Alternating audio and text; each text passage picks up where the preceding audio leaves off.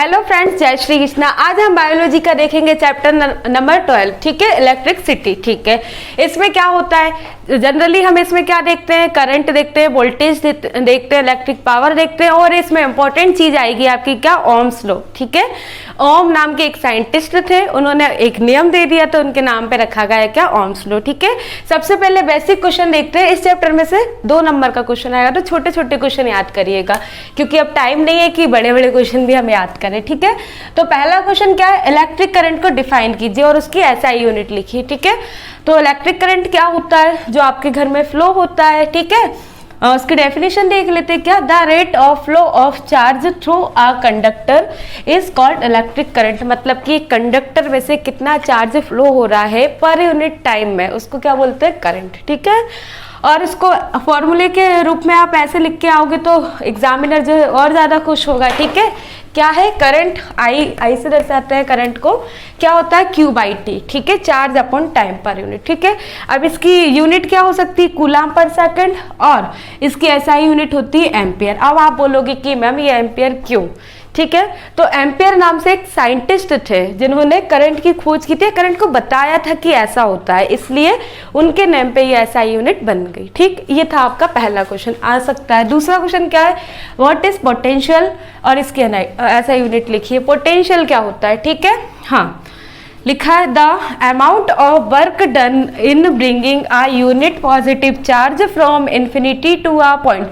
मतलब कि इन्फिनिटी का मतलब तो पता है ना, जो हम पहुंच नहीं सकते जहां तक। ठीक है, तो इन्फिनिटी से एक पॉइंट तक किसी चार्ज को लाने में जो वर्क करना पड़ता है उसको हम क्या बोलते हैं, किसी इलेक्ट्रिक फील्ड में वर्क करना पड़ता है उसको हम क्या बोलते हैं, इलेक्ट्रिक पोटेंशियल। ठीक है, इसकी जो ऐसा यूनिट है वो क्या होती है, वोल्ट होती है। देखिए मैं एक चीज आपको डायग्राम के फॉर्म में दिखा देती हूँ। एक कंडक्टर हमने लिया, मान लिया कि हमने एक बल्ब जलाया, ये बल्ब है। ठीक है, हाँ, एक पोटेंशियल लगा दी अपन ने ऐसा। ठीक है, हाँ, और एक यहाँ पे क्या लगा दी, कुंजी बोलते हैं, की बोलते हैं, ये के लगा दिया। ठीक है, तो इसको हम बोलते हैं क्या, पोटेंशियल। ठीक है, या वोल्टेज, वोल्ट की फॉर्म में। यहाँ से ये प्लस वाला होता है, ये माइनस वाला, यहाँ से करंट फ्लो होता है, तो ये क्या है, करंट है। ठीक है, तो ये करंट हो गया अपना, ये क्या हो गया, पोटेंशियल हो गया, और ये क्या है, की कुंजी। ठीक है, इसको अपन ने बंद कर दिया, करंट जाएगा तो बल्ब जो है क्या होगा, जलने लगेगा अपना। ठीक है, ऐसा होता है। अब देखिए एक और क्वेश्चन, क्या, define electric power. Electric power क्या होती है, ठीक है, शक्ति क्या होती है। अब शक्ति जो है, पावर मैकेनिकल में भी आती है, इलेक्ट्रिकल में भी आती है, तो अपन इलेक्ट्रिकल वाली देख रहे हैं। ठीक है, the rate of consumption of electric energy is called electric power. मतलब कि कितना कंजप्शन कर रही है अपनी इलेक्ट्रिक एनर्जी, उसको ही हम क्या बोलते हैं, इलेक्ट्रिक पावर बोलते हैं। ठीक है, इन अदर वर्ड्स में देखें तो rate of less of energy and electric circuit is called electric power. ठीक है, कितनी पावर से वो फ्लो हो रहा है।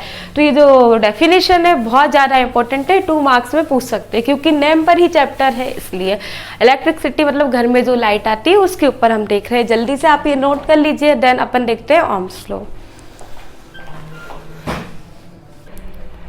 चलिए फ्रेंड्स, अब देखते हैं हम अपना अगला क्वेश्चन। ठीक है, क्वेश्चन क्या है, what is Ohm's law. Ohm's law क्या है। ठीक है, अभी थोड़ा सा मैंने क्लू भी दिया था। According to this law, if the potential conduction of a conductor remains uncharged, then the current flowing through the conductor is directly proportional to the potential difference.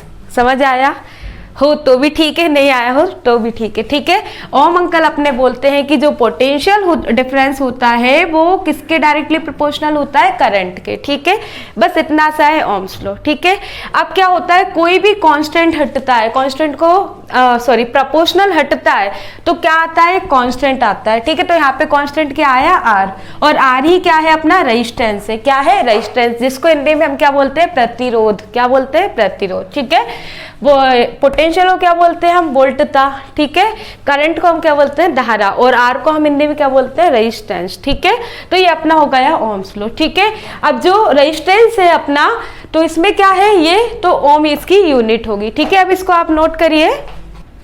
ठीक है। अब इसके साथ में ही हम अपना अगला क्वेश्चन देख लेते हैं। ये ध्यान रखना, R4 क्या है, कांस्टेंट है, और यही क्या है अपना रेजिस्टेंस है, इसकी यूनिट क्या होगी, ओम। ठीक है।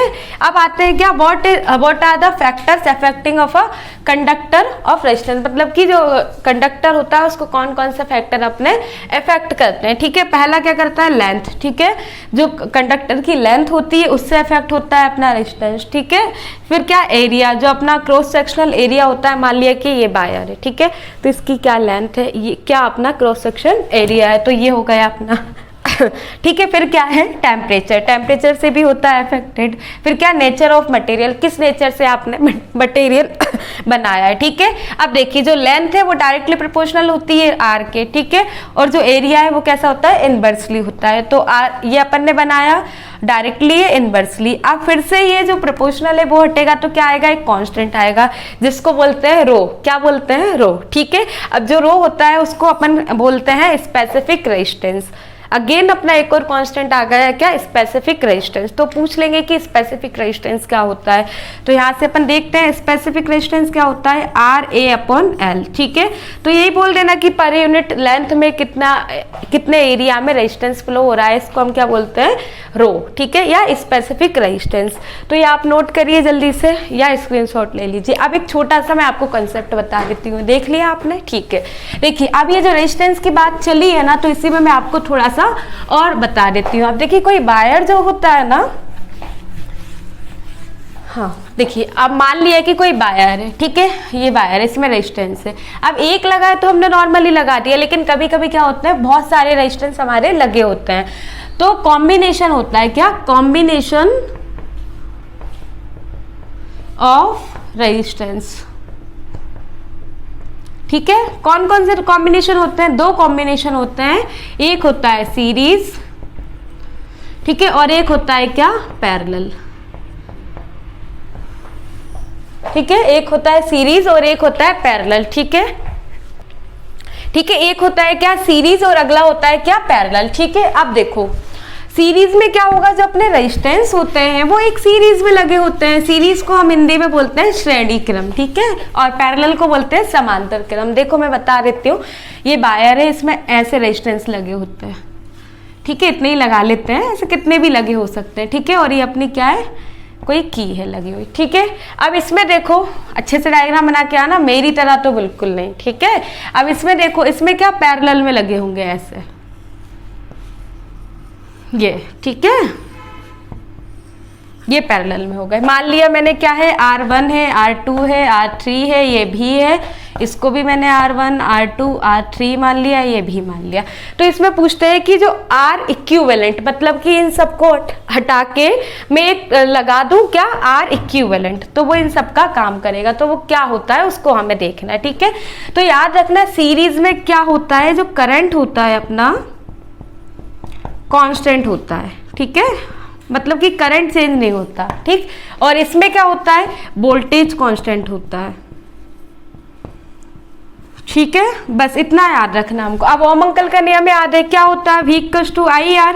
ठीक है। इसमें क्या है, अपना करंट जो है कांस्टेंट है। ठीक है। तो इसका डायरेक्ट R इक्विवेलेंट निकल के आता है R1 plus R2 plus R3 plus dash dash dash, जितने भी है। ठीक है। इसमें देख लेते हैं अपन, इसका R इक्विवेलेंट निकल के आता है 1 में आता है, 1/R equivalent equals to 1/R1 plus 1/R2 plus 1/R3 plus dash dash dash. ठीक है। अब ये तो आपको याद रखना है नॉर्मली। अब एक और मैं बता देती हूँ। ठीक है। क्या होता है, इसको देखना अच्छे से, ये नोट कर लेना आप, क्या होता है, मैंने बोला क्या, V=IR होता है। ठीक है।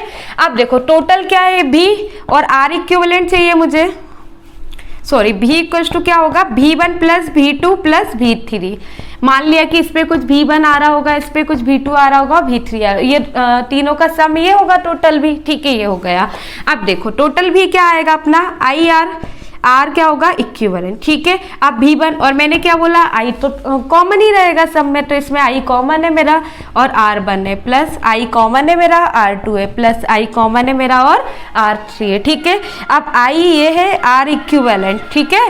यहाँ से मैं I कॉमन ले लूँ, फिर क्या है R1 plus R2 plus R3 बचा, तो इस I से I ये कैंसिल हो गए, तो R इक्विवेलेंट मेरा निकल के क्या आ गया R1 plus R2 plus R3 plus dash dash dash जितने भी है। ठीक है, तो ये मैंने बहुत जल्दी में करा है क्योंकि ये बहुत लेंथी क्वेश्चन है और 2 मार्क्स में नहीं आएगा, बट फिर भी हमें पता होना चाहिए सीरीज में जो रेजिस्टेंस होते हैं वो डायरेक्ट ऐड हो जाते हैं। ठीक है, और पैरेलल में क्या होता है 1 में होते हैं। ठीक है, ये खुद से करके देखना, बस इसमें हमको क्या करना है करंट हमें ऐसे जोड़ना है, मतलब कि इसमें I1 जा रहा होगा, इसमें I2 जा रहा होगा, इसमें I3 जा रहा होगा, और सबका क्या है भी तो कॉमन ही रहेगा हमारा। ठीक है, तो ये खुद से करके देखना हो जाएगा। ठीक है, तो ऐसे अपना ये चैप्टर कंप्लीट होता है, ये आप नोट कर लीजिएगा, और ये चैप्टर बहुत ज़्यादा इंपॉर्टेंट है तो इसको अच्छे से करिएगा। ठीक है, हम मिलते हैं नेक्स्ट क्लास में अपना अगला चैप्टर लेके। ठीक है, और आपके जो बोर्ड एग्जाम का टाइम है बहुत कम बचा है, इसलिए बिल्कुल सीरियस होकर आप पढ़ाई में लग जाइए। Thank you, best of luck.